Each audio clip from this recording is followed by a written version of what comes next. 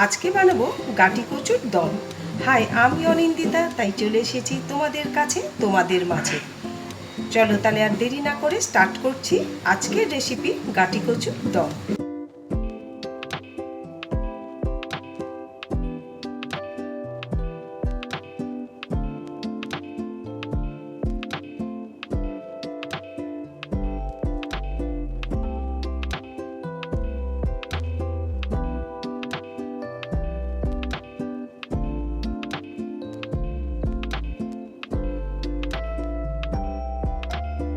এখানে আমি 1 কেজি গাটি কচু নিয়েছি, আর গাটি কচুর খোসাগুলো ভালো করে আগের থেকে ছাড়িয়ে নিয়ে সেদ্ধ করে নিয়েছি। আমি ফুটন্ত জলের মধ্যে নুন দিয়ে গাটি কচুগুলোকে সেদ্ধ করেছি। এদিকে তেল আমি আগের থেকেই গরম বসিয়ে দিয়েছিলাম।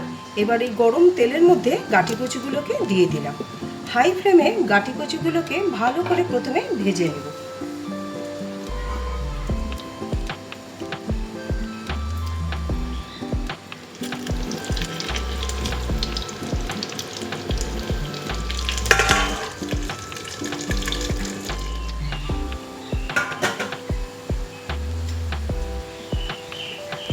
গাটি কচুগুলো দেখো পুরো আমার পারফেক্ট ভাজা হয়ে গেছে।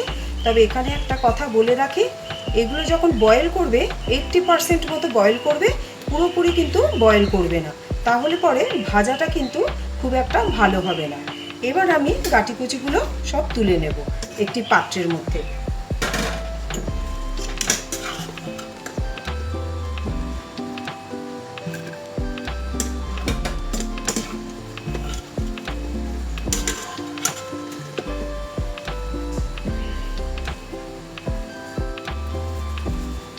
সব আমি তুলে নিলাম গাটি কচুগুলোকে। এর মধ্যে ফোড়ন দিয়ে দেব। আমি দিয়ে দিচ্ছি 1/4 টিস্পুন জোয়ান, 1 টিস্পুন গোটা জিরে, আর দিচ্ছি সামান্য একটু হিং।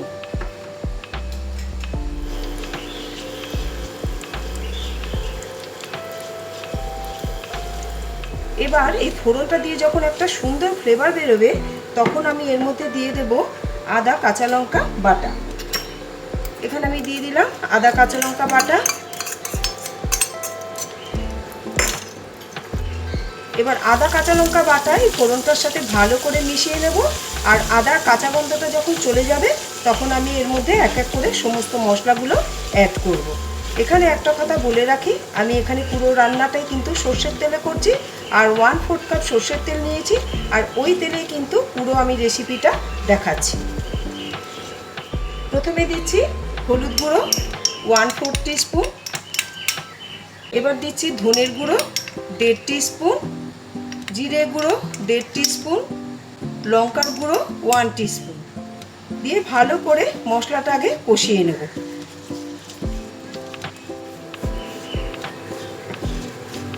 মশলাটা লো টু মিডিয়াম ফ্লেমে কিন্তু কষাতে হবে। মশলাটা দিয়ে যখন কাঁচা গন্ধ চলে যাবে, তখন আমি এর মধ্যে দিয়ে দেব 1/2 কাপ ফেটানো টক দই। আমার মশলাটা দিয়ে কাঁচা গন্ধ চলে গেছে। এবার আমি এর মধ্যে অ্যাড করে দিলাম 1/2 কাপ টক দই।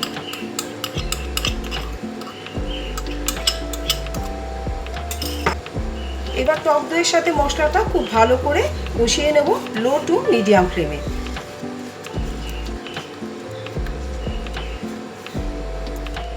এবার এর মধ্যে অ্যাড করছি পরিমাণ মতো নুন, আর অ্যাড করে দিচ্ছি 1.5 টিস্পুন কাশ্মীরি লঙ্কার গুঁড়ো। এবার সবগুলো ভালো করে মিশিয়ে নেব, নিয়ে লো টু মিডিয়াম ফ্লেমে ভালো করে মশলাটা দিয়ে কষিয়ে নেব যতক্ষণ না তেলটা ভালো করে রিলিজ হয়। তোমরা দেখতে পাচ্ছ সাইড দিয়ে কি সুন্দর তেলটা বেরিয়ে এসছে। যখন এরকম পর্যায়ে আসবে, তখন ভাজা গাটি কচুগুলোকে এর মধ্যে আমি অ্যাড করে দেব। এর মধ্যেও তেল ছিল, এগুলো সব দিয়ে দিলাম। এবার গাটি কচুর সাথে ভালো করে মশলাটা মিশিয়ে নেব। মিশিয়ে নিয়েছি মশলার সাথে। এবার এর মধ্যে আমি গরম জল অ্যাড করে দেব। পরিমাণ মতো গরম জল অ্যাড করে দিলাম।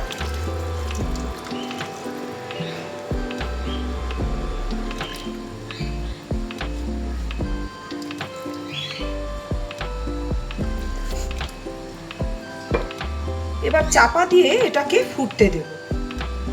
চাপাটা দিয়ে দিলাম, ততক্ষণ পর্যন্তই ফোটাবো যতক্ষণ না গাঁটি কচুটা পুরোপুরি কুক হয়ে যায়। আমি আগেই বলেছি যে গাঁটি কচুগুলো আমি 80% সেদ্ধ করেছিলাম, তার জন্য আর 20% যে বাকি রয়েছে সেটা আর একটুখানি ফোটালে কিন্তু আমার রেসিপিটা তৈরি হয়ে যাবে। এবার আমি লিডটা তুলে দেখে নিচ্ছি যে আমার গাঁটি কচুগুলো পুরোপুরিভাবে কুক হয়েছে কিনা। একটা আমি গেঁথে নিচ্ছি, দেখো পুরো একদম কুক হয়ে গেছে, তাহলে আর আমার করার দরকার নেই। আর তেলটাও দেখো খুব ভালোভাবে রিলিজ হয়ে গেছে, তাও আমি একটা চামচের সাহায্যে দেখিয়ে দিচ্ছি। একটা চামচের সাহায্যে নিয়ে আমি দেখিয়ে দিচ্ছি, দেখো পুরোপুরিভাবে তেলটা রিলিজ হয়ে গেছে, তার মানে আমার রেসিপিটা পুরোপুরি হয়ে গেছে। এবার আমি এর মধ্যে দিয়ে দেব পরিমাণ মতো চিনি। সামান্য পরিমাণ চিনি অ্যাড করলাম টেস্ট অনুযায়ী, তোমরা তোমাদের টেস্ট অনুযায়ী চিনিটা অ্যাড করে দিও। আর দেবো হচ্ছে গরম মশলার গুঁড়ো, 1/2 টিস্পুন দিয়ে দিলাম গরম মশলার গুঁড়ো। এবার ভালো করে এটাকে মিশিয়ে নেব, গরম মশলার গুঁড়ো আর চিনি। দেখো কি সুন্দর কালারটা এসছে, পুরো পারফেক্ট হয়েছে। আশা করি আমার এই গাঁটি কচুর রেসিপিটা তোমাদের খুব ভালো লেগেছে। ভালো লাগলে প্লিজ একটা লাইক দিয়ে আমার চ্যানেলটি সাবস্ক্রাইব করে দিও। এবার এর মধ্যে অ্যাড করে দেব কুচনো ধনেপাতা। ধনেপাতাগুলো দিয়ে দিলাম,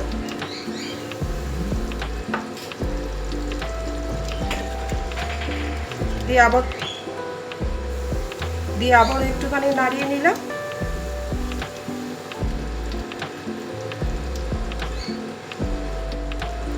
ধনেপাতাগুলো দিয়ে দিলাম,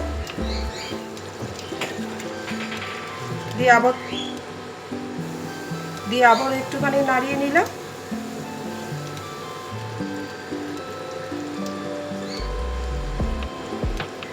ইন্ডাকশনটা বন্ধ করে দিচ্ছি, দিয়ে আমি 2 থেকে 3 মিনিট স্ট্যান্ডিং টাইম দিয়ে তোমাদেরকে আমি এবার প্লেটিং করে দেখাবো। এবার আমি প্লেটিং করছি।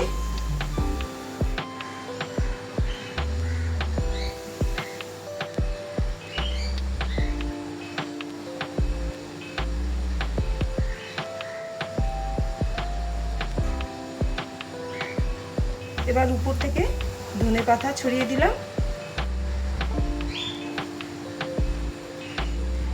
আশা করি তোমাদের ভালো লেগেছে গাঁটি কচুর দম রেসিপিটি। ভালো লাগলে প্লিজ আরেকবার বলছি লাইক করে আমার চ্যানেলটি সাবস্ক্রাইব করে দিও। তাহলে আজকের মতো আসি, টাটা।